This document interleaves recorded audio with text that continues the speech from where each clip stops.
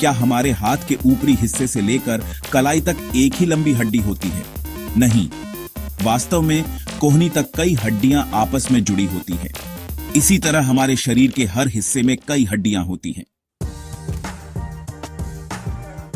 अलग अलग तरह की गतिविधियों के लिए हमारे शरीर में अलग अलग तरह की संधियां होती हैं।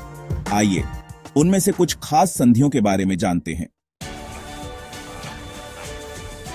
पहली संधि जिसके बारे में हम बात करेंगे वह है कंदुकखल्लिका संधि। ये क्या होती है? आइए एक मॉडल बनाते हैं। एक कागज की पट्टी लीजिए और उसे मोड़कर एक बेलन बना लीजिए।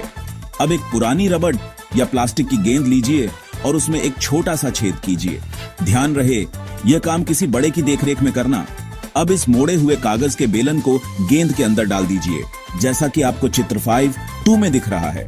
आप चाहें तो कागज के बेलन को गेंद पर चिपका भी सकते हैं। अब इस गेंद को एक छोटी कटोरी में रखिए और इसे चारों ओर घुमाने की कोशिश कीजिए। क्या गेंद कटोरी में आसानी से घूम रही है? क्या कागज का बेलन भी घूम रहा है? हाँ। अब कल्पना कीजिए, यह कागज का बेलन आपका हाथ है और गेंद आपके हाथ का ऊपरी सिरा है, और यह कटोरी यह आपके कंधे के उस हिस्से की तरह है जिससे आपका हाथ जुड़ा हुआ है। इस तरह की संधि में एक हड्डी का गोल सिरा दूसरी हड्डी की कटोरी जैसी जगह में धंसा हुआ होता है, जैसा कि चित्र 5.3 में दिखाया गया है, और इसी वजह से यह संधि सभी दिशाओं में गति करने की अनुमति देती है। क्या आप इस तरह की संधि का कोई और उदाहरण बता सकते हैं? थोड़ा सोचिए, याद कीजिए हमने शुरू में कौन कौन सी गतियां की थी। कंधे को गोल घुमाना, कूल्हे पर पैर को घुमाना, यह सब कंदुकखल्लिका संधि की वजह से ही संभव है। अब हम बात करेंगे दूसरी तरह की संधि की, जिसका नाम है धुराग्र संधि। यह संधि कहां होती है?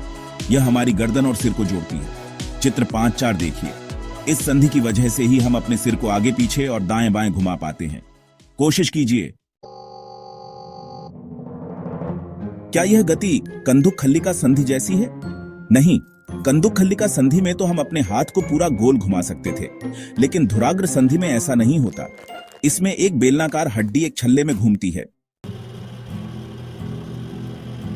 अब तीसरी महत्वपूर्ण संधि, इसका नाम है हिंज संधि। आपने अपने घर का दरवाजा तो देखा ही होगा। उसे बार बार खोलिए और बंद कीजिए। ध्यान दीजिए दरवाजे के कब्जों पर। यह दरवाजा सिर्फ आगे और पीछे की ओर ही खुलता और बंद होता है ना?